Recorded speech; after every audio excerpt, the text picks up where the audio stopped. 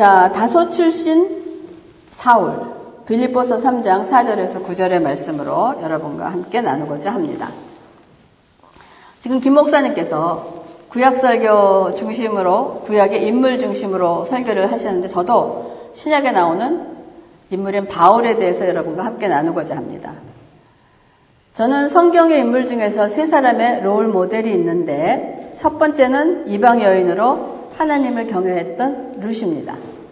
그리고 두 번째는 갈렙인데, 이 갈렙은 여호수아와 함께 출애굽 1세대에서 살아남아 여호수아를 도와 가나안 정복을 이룬 하나님께 굉장히 성실했던 갈렙과, 세 번째는 영적인 면에서 욕심나도록 부러운 이 바울 사도입니다. 여러분, 앞으로 이 바울의 생애와 바울 신학에 대해서 앞으로 몇 번이 될지 모르지만 아마 이거를 나누다 보면 신약의 한 3분의 2는 다 커버하지 않을까 하는 그런 생각을 합니다. 왜냐하면 신약에 거의 그 많은 말씀을 바울이 기록했기 때문입니다. 그래서 신학자들은 바울을 은혜와 근성의 사람, The Man of Grace and Grit이라고 얘기합니다. 이런 은혜와 근성의 사람으로 묘사하는데 어떤 역경이나 위험의 직면에서도 굴복하지 않는 담력, 또 터프하고 강인하면서도 단호하게 하나님의 사명을 감당한 그런 사람이라고 합니다. 바울은 여러분 어디서 태어난지 아십니까? 다소라는 것입니다. 이 다소라는 것이 어디냐면 길리기아 지방의 다소라고 그러는데, 여러분 저기 보이세요? 예루살렘에서 다메섹을 저 위로 해서 안디옥을 들러서 저 길리기아 다소가 그렇게 떨어진 것입니다. 그러니까 이게 지금은 지중해 지역으로 이 터키 지역, 지금은 터키 지역의 그 남동쪽의 길리기아 지역의 중심부에 도착한 위치한 그런 도시에서 바울은 태어났습니다. 아마 저 도시는 항구에서 굉장히 가깝기 때문에 무역 상인들의 인기가 많았던 무역로로서 이런 도시를 배경으로 자란 바울이 어린 시절과 그가 받은 교육이 어떠했는지 여러분 좀 짐작할 수 있을 것입니다. 근데 이제 그 바울의 부모는 유대민족주의에 굉장히 열심히 뭐냐면 바리새파 사람입니다. 그래서 이 바리새파에 속한 사람이기 때문에 비록 이방 땅에서 살았지만 바울은 로마 시민권을 가지고 태어난 사람입니다. 그 당시에 어떤 사람은 돈을 주고 로마 시민권을 산 사람도 있지만 바울은 태어나면서부터 로마 시민권을 가진 사람이에요. 그렇지만 부모님으로부터 유대교의 철저한 신앙교육을 받은 것은 당연한 것입니다. 그래서 이 바울은 어려서부터 당대에 세계적으로 그때 당시에 공용어였던 언어가 무슨 언어였습니까? 헬라어였어요. 헬라어와 라틴어를 말할 수 있었고, 그 가족들은 얘에게 뭘 가르쳤겠습니까? 히브리어를 가르쳤습니다. 그렇죠? 그러니까 히브리어에 가까운 유대 지방의 방언인 아람어를 사용했다고 합니다. 그러니까 바울은 모국어뿐만 아니라 헬라어에 능통했고 유대민족의 사상과 신앙과 문학에 대해서도 아주 능통한 사람이었습니다. 그러니까 바울은 다소에서 13살 이전에 유대의 역사, 시편의 시들, 예언서들을 마스터했고, 바울의 부모는 바울을 예루살렘으로 보내서 힐렐 학파의 가말리엘 문화에서 유학을 하게 했습니다.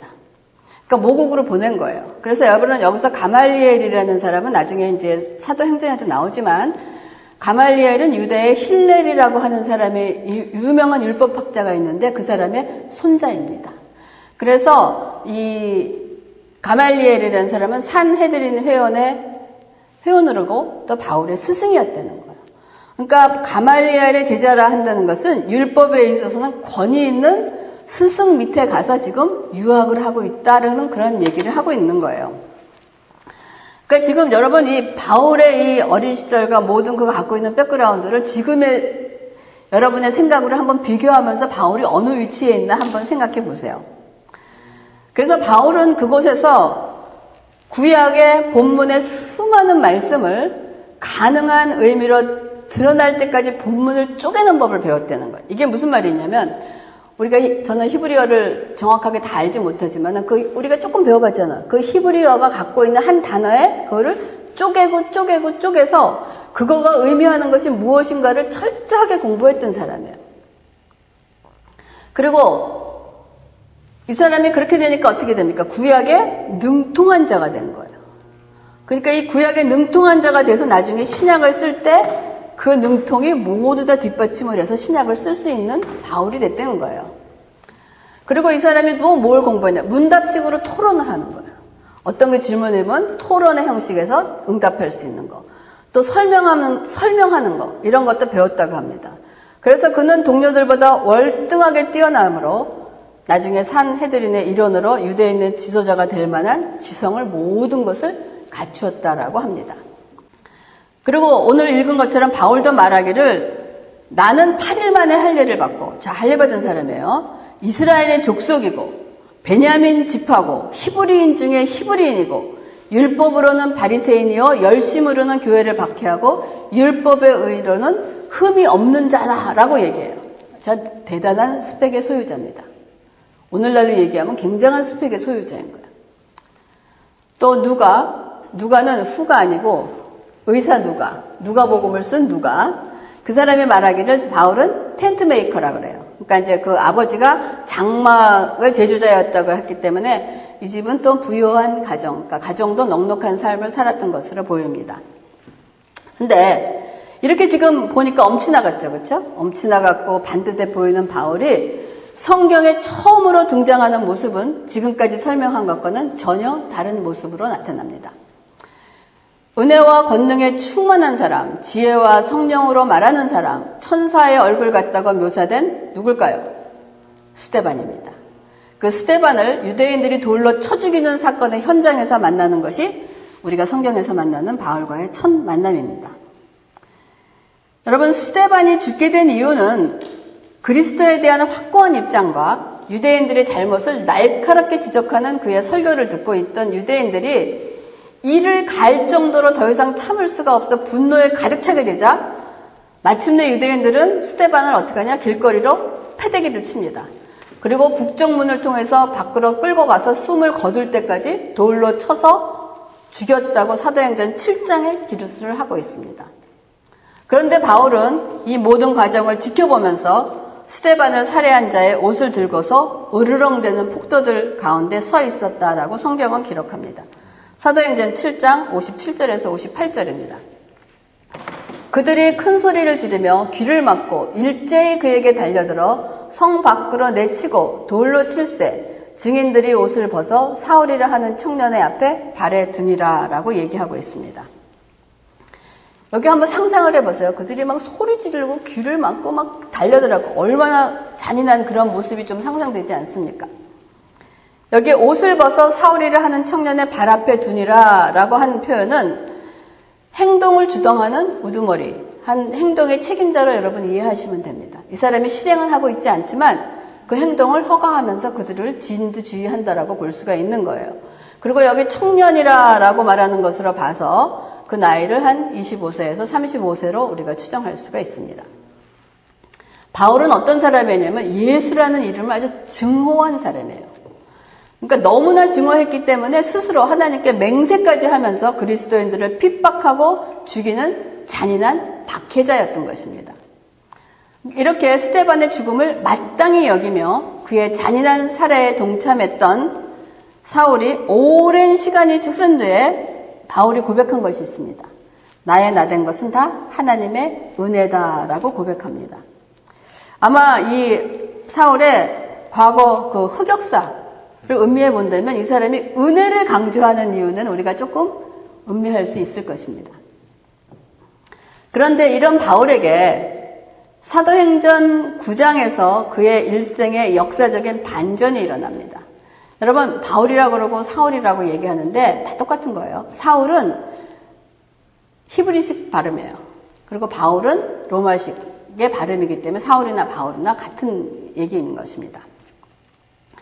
그래서 이제 사도행전 9장에서 반전이 일어나는데 이제 사울의 피는 막 예수쟁이를 잡는데 들끓어서 그리스도인들에 대한 적개심을 가지고 다메섹까지 달려가고 있었다는 것이에요.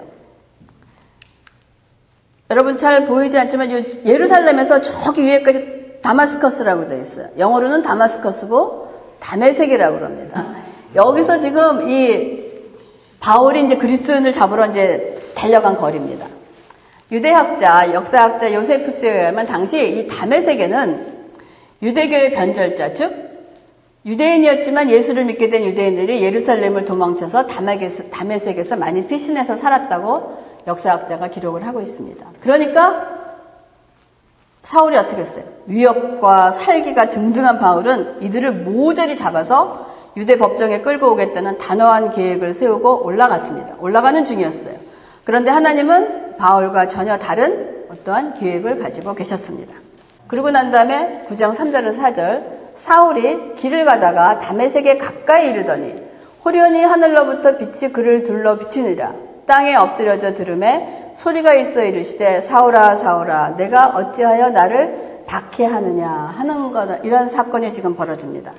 여러분, 이 사건을 들으면서 갑자기 끼익 하고 막 급 브레이크가 걸리는 소리가 안 들리십니까?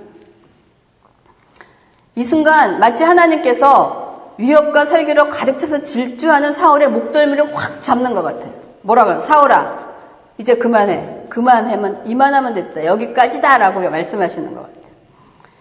아마도 이 일이 있기 직전까지 사울은 자신의 인생을 잘 컨트롤하며 살았을 것입니다. 별 큰 문제가 없었을 거예요. 유대주의에 있어서 그의 성적은 누구에게도 뒤지지 않았고 스스로 더 높은 명성의 길로 가던 중 하나님의 임재라는 레이저에 눈까지 멀게 됩니다. 지금 여기서 사울아 세우라네요.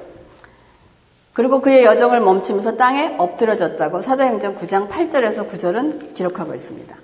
사울이 땅에서 일어나 눈을 떴으나 아무것도 보지 못하고 사람의 손에 끌려 다메섹으로 들어가서 사흘 동안 보지 못하고 먹지도 마시지도 아니하니라 라고 얘기했어요. 자, 여러분, 자부심으로 가득 차고 자족한 삶을 살아온 사울에게 생애 처음으로 자신이 누군가의 도움을 받아야 된다는 것을 깨닫게 되면서 땅에서 쓰러져 있을 뿐만 아니라 어떻게 됐습니까? 눈까지 멀었습니다. 이것은 생각지도 못한 갑자기 닥친 재앙입니다. 여러분, 우리 삶 속에서 이렇게 갑자기 예상하지 못한 일들이 벌어질 때가 있지 않습니까? 그러나 사울은 눈은 멀고 엎어졌지만 하늘에서 들려오는 음성은 들을 수가 있었어요. 무슨 음성을 들었습니까?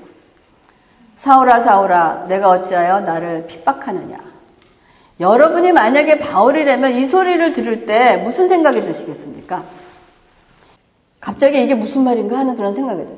그러니까 사울은 이제까지 자기가 거짓 메시아를 추정하는 광신도들을 핍박하고 잡아내는 일이 하나님을 위한 당연한 일이라는 확신을 가지고 있었습니다. 근데 자신이 확신을 가지고 그렇게 잔혹하게 다루었던 대상이 바로 누구였느냐? 하나님이었다는 것을 알게 되는 순간입니다.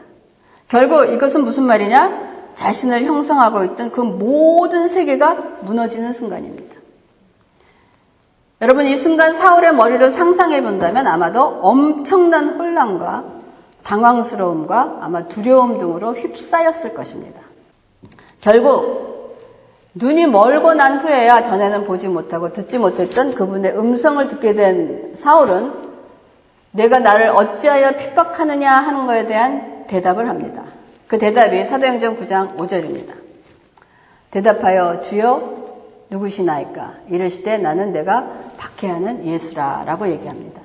여기 주여 누구십니까? 라고 하는 질문은 사울이 단지 눈만 멀어서 모르는 것이 아니고 신앙적으로도 혼란에 빠졌다는 걸 알 수가 있습니다.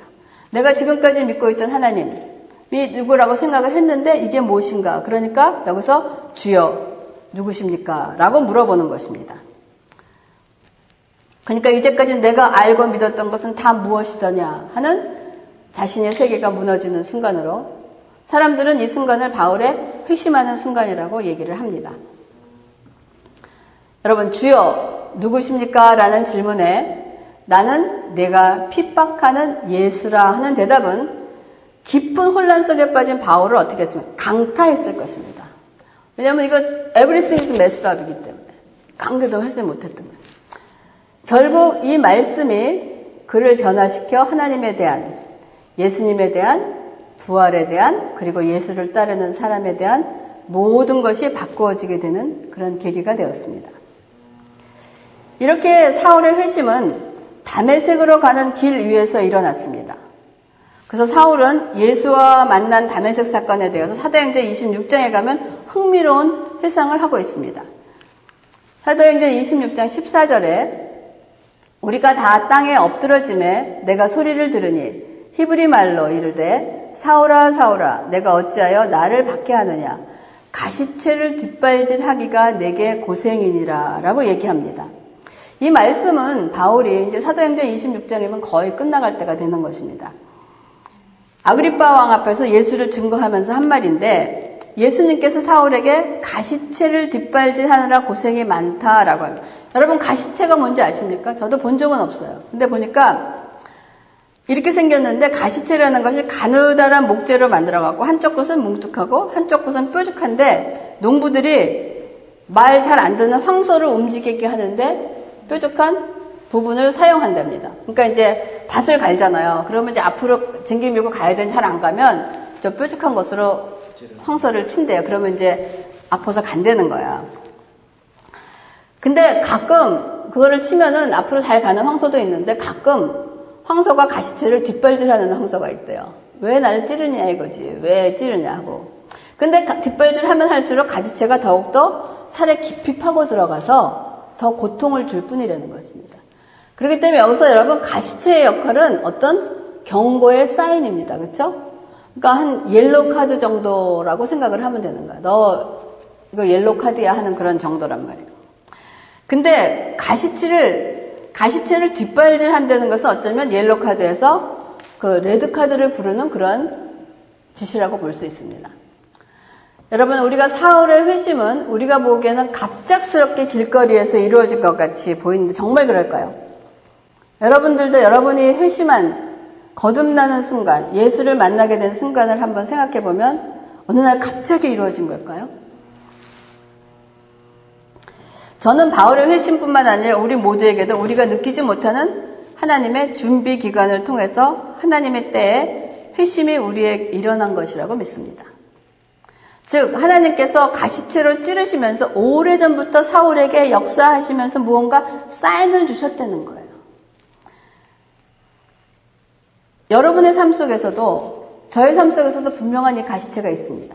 생각해보면 어느 날 갑자기 제가 회심을 하고 난 순간 그 순간에서 내 인생 뒤를 돌아보면 하나님께서 나에게 사인으로 인도하셨던 그러한 가시체가 있는 것입니다.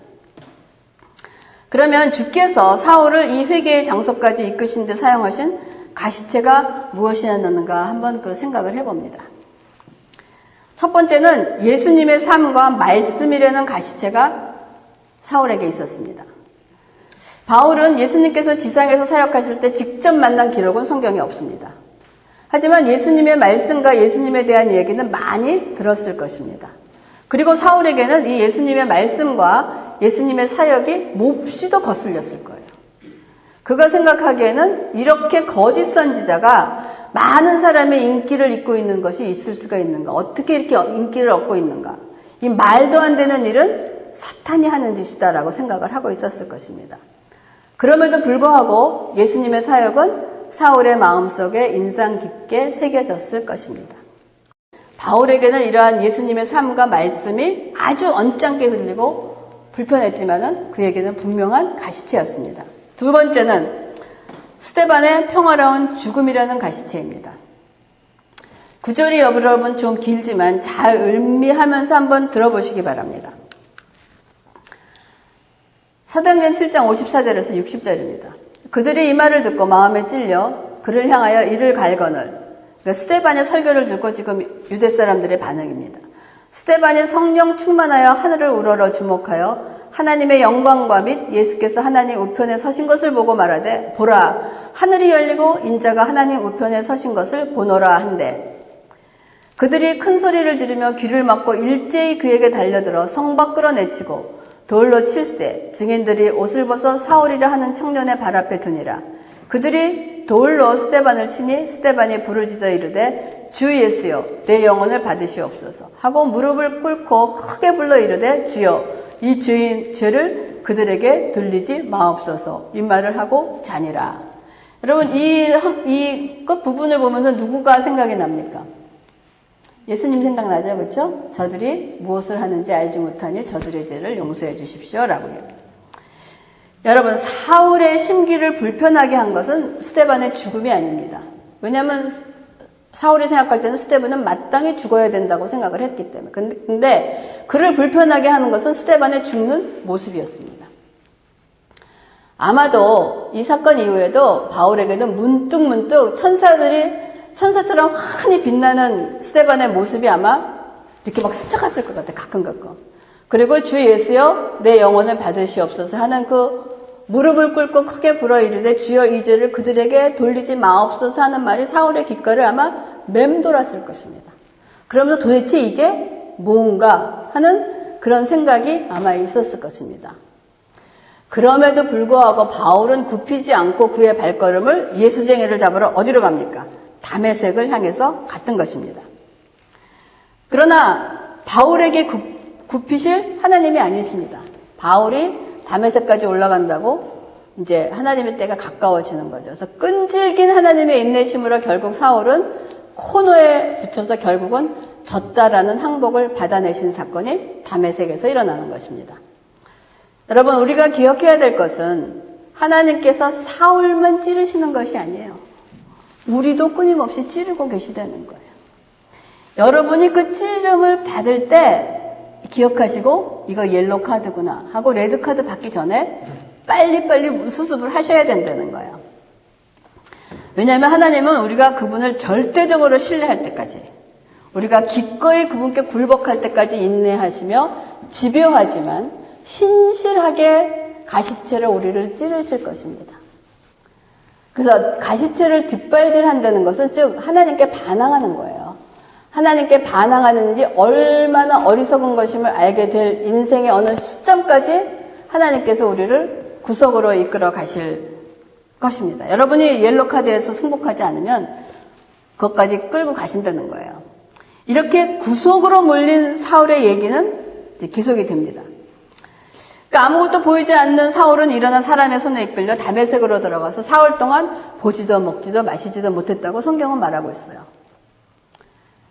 여러분이 아마 사울이었다고 한번 생각해 보세요.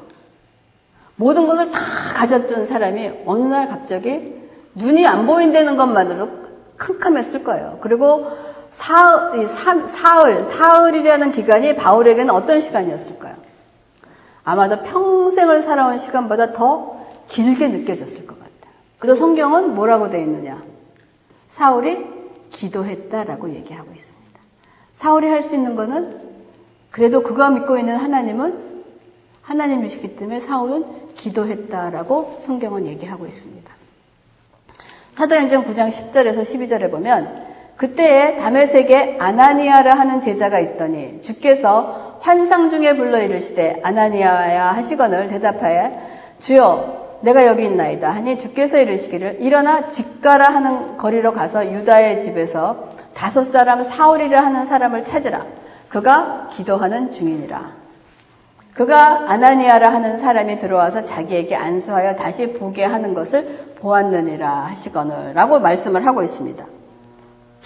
유대 전승에 의하면 아나니아는 이 다메섹 지역의 감독 중에 한 사람일 가능성이 있지만 이 사람에 대해서 알려진 것은 거의 없다라고 합니다.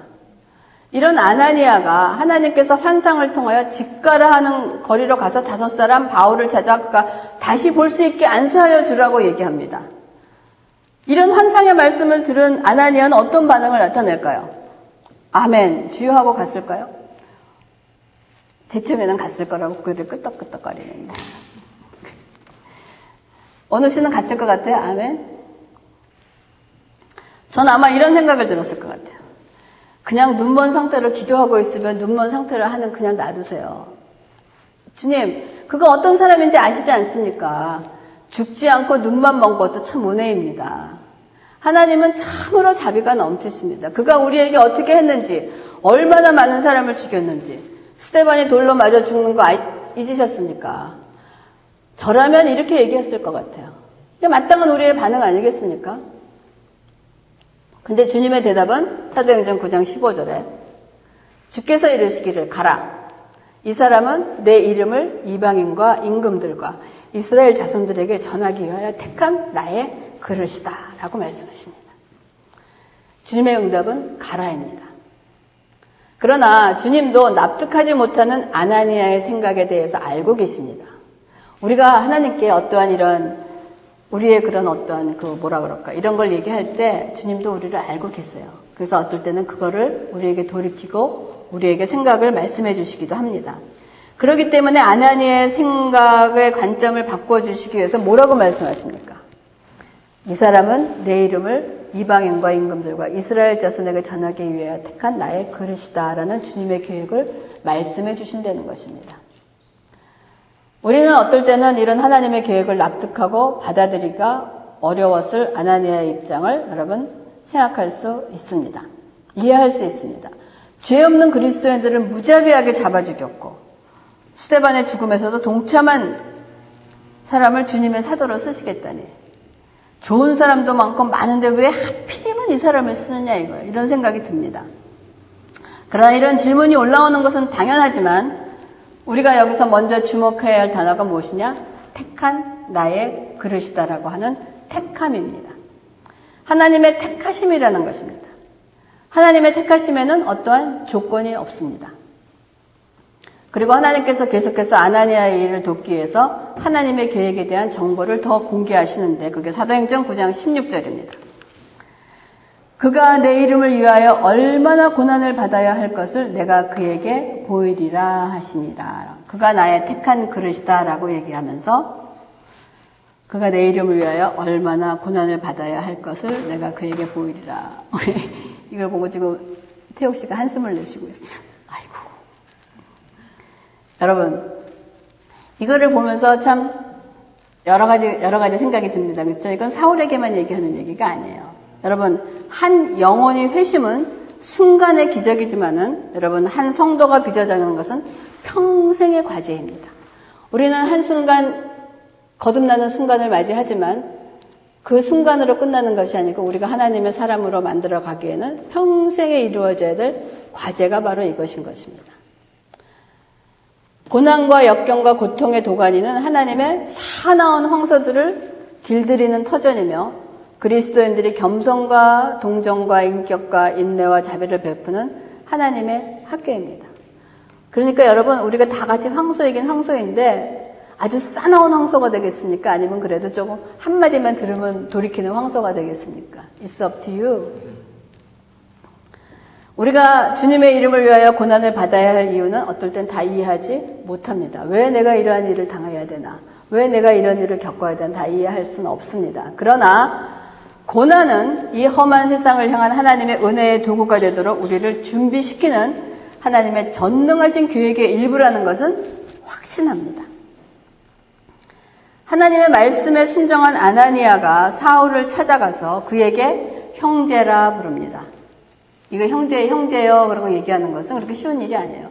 왜냐하면 우리의 그 그리스도인들을 다 향한 우리를 다 죽인 그러한 반대 그 사람한테 가서 뭐라 그러느냐? 형제여라고 부릅니다. 그리고 안수에서 사울을 시력을 되찾고 사울은 뭐라냐? 세례를 받았다라고 얘기합니다. 그리고 난 다음에 사울은 다메섹에 있는 예수들의 제자와 함께 있으면서 여러분 그가 조금 회복하고 난 다음에 그가 한 일이 무엇인지 아십니까? 여러분 같으면 뭐 하시겠어요? 이제 사흘 동안 못 먹고 있다가 누군가 와서 나를 안수해줘서 눈을 다시 보게 되고 세례를 받고 새로운 삶이 시작이 됐어요. 그리고 좀 기운도 차리고 조금 이제 상황에 편한. 그럼 여러분 뭐 하시겠습니까? 저는 이 다음에 이 바울이 한 행동을 보면 역시 사울은 근성의 사람이라는 그 사람의 기질을 잘 보여줍니다. 저 같으면 어쩌면 이제까지 해왔던 일을 내가 모두 반대로 해야 되잖아요. 이제까지 내가 예수는 사단이다라고 얘기했는데 이제는 예수는 구원자다. 하나님이시다라고 정반대의 일을 해야 되는 지금 상황이면 전 몹시 고민에 빠져갖고 문 밖에 못 나갔을 것 같아요. 저 사람들이 나를 어떻게 생각할 건가 하는 그런 생각이 있었을 텐데 바울은 사도행전 9장 20절입니다. 즉시로 각 회당에서 예수가 하나님의 아들이심을 전파한다라고. 여기 뭐냐? 즉시로라고 되어 있습니다. 대단하지 않습니까? 그의 끓어오르는 열정은 여전합니다. 위기와 위협과 살기에 등등해갖고 예수쟁이를 잡아가던 그 열정과 그 열정이나 지금 자기의 그 포인트가 바뀌고 난 다음에 그가 하는 열정은 똑같습니다. 그 즉시 각 회당에 가서 예수가 하나님의 아들임을 선포합니다. 그러나 결과는 어땠을까요? 이 바울의 메시지가 잘 전해졌을까요? 바울의 메시지를 듣는 유대인들은 사울이 어떤 사람인지 다 알고 있습니다. 그러니까 그 사람네들이 저 복음을 제대로 받아들였겠냐 이거예요. 다 아마 냉랭했을 것입니다. 그래도 바울은 굽히지 않고 바울은 더 열심을 내서 바울을 복음을 전했지만은 사람들은 생각하기에 이제 저 사람이 드디어 예수를 전하고 이제 가장에서 예수를 전하고 우리가 거기 다 모이면 우리를 다 잡아갖고 법정으로 끌고 가서 우리를 다 죽이겠구나. 이제 우리를 잡는 어떤 트랙으로 쓰겠구나 하는 생각을 해갖고 이 사람들이 어떤 일을 합니까? 공모해서 질 죽이자. 저거 그대로 놔두면 안 되겠다 하는 그러한 사건이 벌어지게 됩니다. 그러니까 이 사람을 바울을 잡으려고 공모를 해갖고 밤낮으로 성문을 지키자 제자들이 그를 밤에 바구니에 달아서 그 성을 탈출시켜서 예루살렘으로 바울이 보내집니다. 그러면 이런 상황이 벌어져서 예루살렘에 갔으면 좀 잠잠해야 되지 않겠습니까? 근데 예루살렘에 간 바울은 또 어떤 행동을 하신지 아십니까? 예루살렘에서도 바울은 쉬지 않고 예수 또 제자를 살리려고 그래요. 예수님의 12제자. 근데 12제자들이 바울을 만나겠습니까? 쟤는 이상하네. 그러니까 자꾸만 피한단 말이에요. 왜냐면 두렵거든요. 진짜인지 아닌지 확인할 수가 없으니까. 그러니까 바울을 모두 두려워하게 하는, 두려워서 받아들이기 어려운 그런 형편에서 다 피하고, 그럼에도 불구하고 바울은 굽히지 않습니까? 여러분, 이 바울의 이 굽히지 않는 그걸 한번 보세요. 하나님이 이걸 어떻게 쓰시나. 그러니까 오히려 당황한 유대인들이 또 어떻게 합니까? 바울을 죽이려는 공모가 생겨나자 제자들은 이제 바울을 어디로 보냅니까? 조용히 그의 고향인 어디로 보냅니까? 다소로 돌려보냅니다. 이제 고향에 가서 좀 조용히 있어라라고 합니다. 굉장히 초라합니다. 옛날과 다릅니다.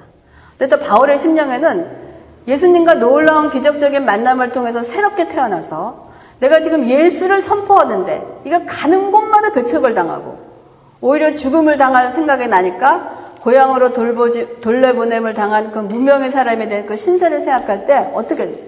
그런데 바울이 잊은 사건이 무엇이 있습니까? 바울에게 여러분에게 필요한 것은 복음을 전하는 일일까요? 바울에게 이제 필요한 것이 있다 그러면 뭐가 필요할까요? 하나님이 준비하신 것은 이런 바울에게는 침묵과 고독과 같은 시간을 가지면서 하나님과의 깊은 만남과 준비하는 광야의 시간이 절대적으로 필요했습니다. 그래서 오늘은 여기까지 우리가 바울의 어떤 이 비기닝을 시작을 하면서 마무리를 하겠는데, 여러분들이 이런 성경의 인물을 다룰 때, 여러분이 성경의 인물에 대한 설교를 들으실 때 우리가 주목해야 될 것은 그 인물 자체에 초점을 맞추는 것이 아닙니다. 제가 사도 바울을 좋아하고 사도 바울에 대한 초점을 하고 있지만 주인공은 성경의 인물이 아닌 누구입니까? 그 성경에 나와서 그 인물을 움직여 나가시는 하나님의 손길입니다. 여러분이 어떠한 성경에 나오는 인물을 공부하시더라도 그 인물 뒤에서 그 인물을 만들어 가시는 하나님의 손길을 만나는 것이 우리가 성경 인물을 공부하는 목적인 것입니다. 기도하겠습니다.